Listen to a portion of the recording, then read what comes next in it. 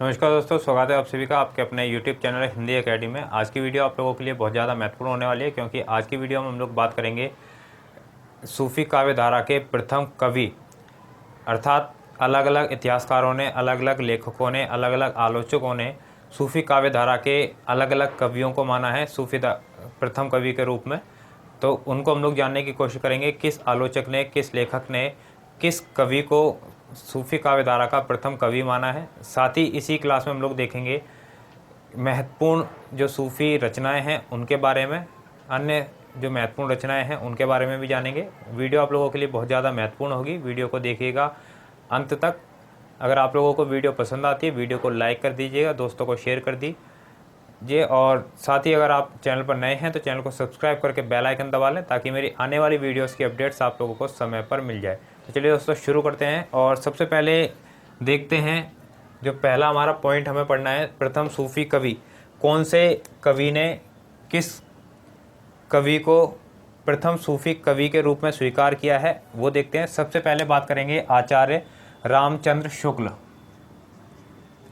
आचार्य रामचंद्र शुक्ल की बात करेंगे। इन्होंने किसको माना? तो इन्होंने माना कुतुबन को। ठीक है, आचार्य रामचंद्र शुक्ल जी ने प्रथम सूफ़ी कवि किसको माना है? कुतुबन। कई बार एग्जाम पूछा जाता है, तो कुतुबन को इन्होंने प्रथम सूफ़ी कवि माना था, और इनकी रचना थी मृगावत। मृगावत, और इसका समय है 1503 ईस्वी।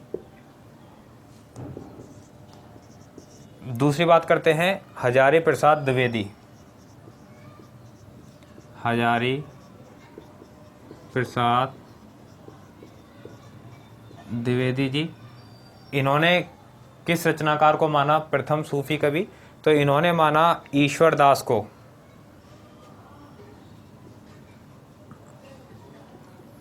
ईश्वर दास को इन्होंने प्रथम सूफ़ी कवि माना, और इनकी जो रचना है वो है सत्यवती कथा।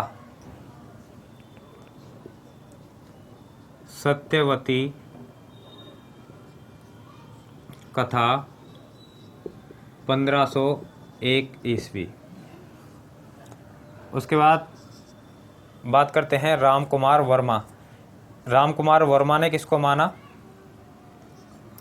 राम कुमार वर्मा, इन्होंने माना मुल्ला दाऊद को।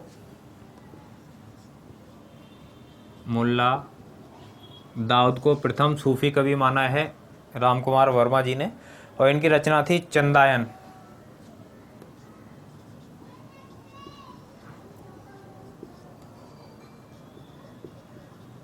(1379 ईस्वी). बात करते हैं जो चौथे रचनाकार हैं डॉक्टर नगेंद्र। इन्होंने किस कवि को माना पहला सूफ़ी कवि? तो इन्होंने माना असाइद को। असाइद, और असाइद की जो रचना है वो है हंसावली। कौन सी रचना है? हंसावली। रचना का समय है 1370 ईस्वी। तो ये प्रमुख 4 लेखक हो गए जिन्होंने अपने विचार रखे प्रथम सूफ़ी कवि के संबंध में। क्वेश्चन 2 तरीके से पूछा जा सकता है, आचार्य रामचंद्र शुक्ल ने प्रथम सूफ़ी कवि किसे माना, या फिर हजारी प्रसाद द्विवेदी जी ने प्रथम सूफ़ी कवि किसे माना, राम कुमार वर्मा ने प्रथम सूफ़ी कवि किसे माना, डॉक्टर नगेंद्र ने प्रथम सूफ़ी कवि किसे माना। इस तरीके से क्वेश्चन पूछा जा सकता है। और दूसरा क्वेश्चन आता है, कहीं भी किसी का नाम नहीं आएगा और माना जाएगा कि हिंदी साहित्य के अंदर प्रथम सूफ़ी कवि किसे माना जाता है। हिंदी साहित्य के अंदर प्रथम सूफ़ी कवि किसे माना जाता है, किसी का भी जब नाम नहीं दिया होगा तो किसे माना जाएगा? सर्वसम्मति से जो माना जाता है वो माना जाता है मुल्ला दाऊद को। ठीक है, प्रथम सूफ़ी कवि माना जाता है मुल्ला दाऊद को। तो ये हमारा आंसर हो जाएगा। तो 2 तरीके से क्वेश्चन पूछा जाता है। अब बात करेंगे अन्य जो महत्वपूर्ण रचनाएं हैं और उनके रचनाकार हैं उनके बारे में। कुछ रचनाएं हैं जिनको हम लोग देखेंगे, उसके बाद में जो अगली हमारी क्लास होगी उसके अंदर एक एक रचना को हम लोग बहुत ही डिटेल में देखेंगे, जहाँ से एग्ज़ाम में क्वेश्चन पूछे जाते हैं। कुछ रचनाएं तो हम लोगों ने अभी देख ही ली हैं, कुछ रचनाएं देखते हैं हम लोग। देखिए हंसावली अभी हम लोगों ने देख ही लिया है। हंसावली रचनाकार कौन है इसके? असायत। उसके बाद दूसरी रचना है हमारी लखन सेन पद्मावती कथा। लखन सेन पद्मावती कथा। और ये जो रचना है ये किसकी है? दामोदर कवि।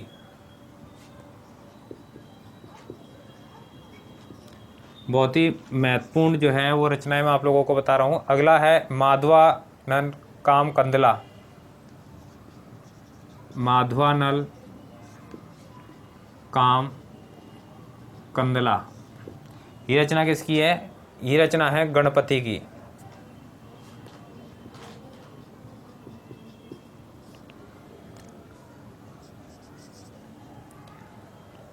इससे पहले भी हम लोग माधवानल काम कंदला रचना पढ़ चुके हैं, और दो कवियों की भी है, वो पहले हम लोग पढ़ चुके हैं, आप लोगों ने देखा होगा। अगला हमारा प्रेम विलास प्रेम लता की कथा। प्रेम विलास प्रेम लता की कथा। प्रेम विलास प्रेम लता की कथा,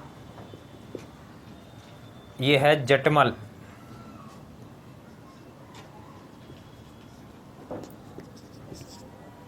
पांचवी रचना है छिताई वार्ता।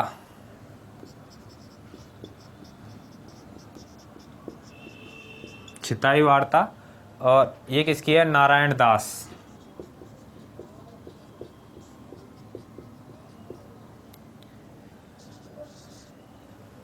देखिए ये जितनी भी रचनाएं मैंने अभी आप लोगों को बताई हैं, ये राजस्थानी भाषा के प्रमुख प्रेमाख्यान काव्य हैं।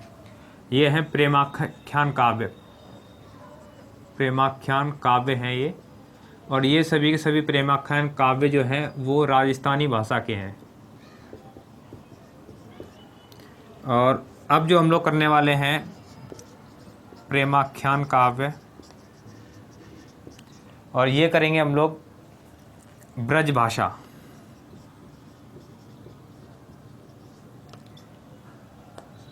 पहला देखते हैं, पहला नाम है रूप मंजरी, पढ़ चुके हम लोग पहले, नंददास। और दूसरा है जौन कवि का प्रेमाख्यान।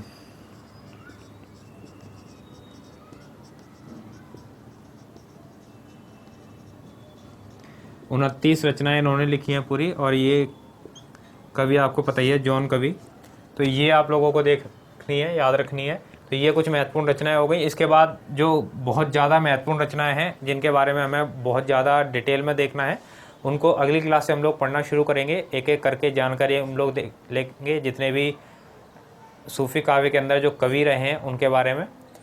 आशा करता हूँ वीडियो आप लोगों को पसंद आई होगी। साथ ही अगर आप लोगों ने अभी तक हमारे टेलीग्राम ग्रुप को ज्वाइन नहीं किया है तो ज्वाइन कर लें आप लोग टेलीग्राम को, क्योंकि वहाँ पर आप लोगों को बहुत सारी जानकारियाँ आपके एग्ज़ाम से रिलेटेड जो है मिलती रहती है। पीडीएफ आप लोगों को वहाँ पर प्रोवाइड कराई जाती है। साथ ही अगर आपकी कोई क्वेरी है तो आप वहाँ पर पूछ सकते हैं, आपकी वहाँ पे क्वेरी जो है कोई भी वो सॉल्व हो जाती है।